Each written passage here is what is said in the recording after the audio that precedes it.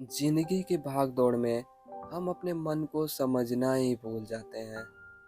हमारा मन हमसे अच्छे-बुरे काम कराते रहता है, क्योंकि हमारा मन बहुत आलसी होता है और बहुत सारे ऐसे लोग हैं जो लोग अपने मन को अपने कंट्रोल में कर पाते हैं, और जो लोग अपने मन को अपने कंट्रोल में नहीं कर पाते हैं, वो सिर्फ अपनी मन की सुनते हैं और अपने मन के गुलाम हो जाते हैं। आप सभी के ज़िंदगी में भी ऐसा कुछ ना कुछ ज़रूर होता होगा। जैसा आपके मन में एक अच्छे विचार आते होंगे, अच्छे विचार जैसे कुछ काम करने को। अगर आप वो काम करते हैं तो आप सफलता की सीढ़ी चढ़ने लगते हैं, लेकिन आपके मन के आलस के कारण आप उस काम को टालते रहते हैं और टालते-टालते आप उस काम को ही भूल जाते हैं, और आपके मन के अंदर कुछ बुरे विचार भी आते होंगे, लेकिन वो काम आपका मन नहीं टालता है और उस काम को आपको कराता है, जिससे कि आप वहीं के वहीं रह जाते हैं और अच्छे काम नहीं कर पाने के कारण आप लाइफ की सफलता नहीं प्राप्त कर पाते हैं। लेकिन दोस्तों, कुछ ऐसे भी लोग होते हैं जो अपने मन को अपने कंट्रोल में कर पाते हैं, और वही लोग जो है सफलता की सीढ़ी प्राप्त कर पाते हैं, और ऐसे बहुत कम लोग हैं जो अपने मन को अपने कंट्रोल में कर पाते हैं। तो दोस्तों, आज हम एक ऐसी ही कहानी जानने वाले हैं जिससे कि हम अपने मन को कंट्रोल कर पाएंगे। तो आप कहीं उस कहानी में खो ना जाओ, इससे पहले आप हमारे इस वीडियो को लाइक और चैनल को सब्सक्राइब कर लें। एक बार महात्मा बुद्ध किसी नगर से गुजर रहे थे। बुद्ध की नज़र एक कपड़े की व्यापारी पर पड़ी, जो दुखी और हताश दिखाई दे रहा था। बुद्ध चलकर उसके पास गए और पूछा, हे भंते, इतने उदास क्यों हो? अगर तुम मुझे अपनी चिंता का विषय बताओ तो मैं तुम्हारी कुछ मदद कर सकूं। कपड़े के व्यापारी ने बुद्ध को प्रणाम किया और उनको अंदर बुलाया।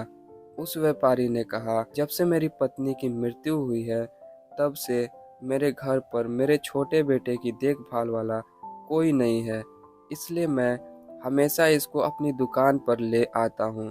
लेकिन मेरी दुकान पर आने वाले हर ग्राहक की पगड़ी को उछाल कर फेंक देता है, कभी कभी तो उनका झोला उठाकर ही बाहर फेंक देता है। मैंने इसको बहुत समझाया, बहुत डांटा, लेकिन ये नहीं समझा।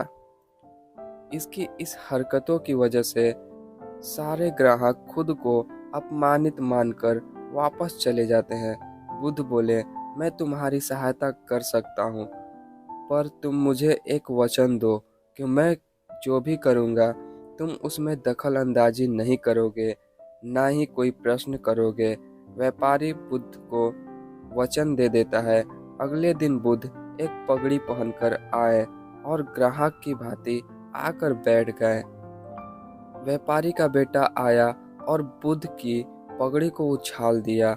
महात्मा बुद्ध मुस्कुराए और कहा, बहुत अच्छा, जाओ उस पगड़ी को वापस लेकर आओ। वह बच्चा दौड़ कर गया और पगड़ी लाकर बुद्ध को दे दी। अगले दिन बुद्ध एक कुल्हाड़ी और एक लकड़ी लेकर आए। उस लड़के ने फिर से उनकी पगड़ी को उछाल दी। बुद्ध ने उस लड़के को कुल्हाड़ी और लकड़ी दे दी और कहा, जाओ इस लकड़ी को काटो। व्यापारी को थोड़ा डर सा लग रहा था कि कहीं उसके बेटे को चोट न आ जाए, लेकिन उसको अपना वचन याद आया। 7 दिन तक महात्मा बुद्ध कोई न कोई नया काम लेकर आते और उस लड़के से करवाते। शीघ्र ही वो लड़का भूल गया कि उसको किसी की पगड़ी भी उछालनी है। व्यापारी बहुत खुश हुआ और बुद्ध को धन्यवाद दिया। तो दोस्तों, हमारा मन उस बच्चे की तरह है, जब तक इसे आप गलत काम को भूलकर अच्छे काम में नहीं लगाओगे, तब तक आपका मन आपके मन का नहीं करेगा। इसलिए हमारे अंदर जो भी बुरा विचार आता है, उसे भूलकर एक इम्पोर्टेंट काम बनाओ, ताकि आपके अंदर जब भी बुरा विचार आए तो आपको उस इम्पोर्टेंट काम भी याद आए और आप उस इम्पोर्टेंट काम में लग जाओ। और ऐसा हमेशा करने से आपके अंदर बुरा विचार आना बंद हो जाएगा। तो दोस्तों, कैसी लगी आपको हमारी ये कहानी? अगर इस कहानी से आपको थोड़ी सी भी सीख मिली हो तो इस वीडियो को लाइक और चैनल को सब्सक्राइब करें। धन्यवाद।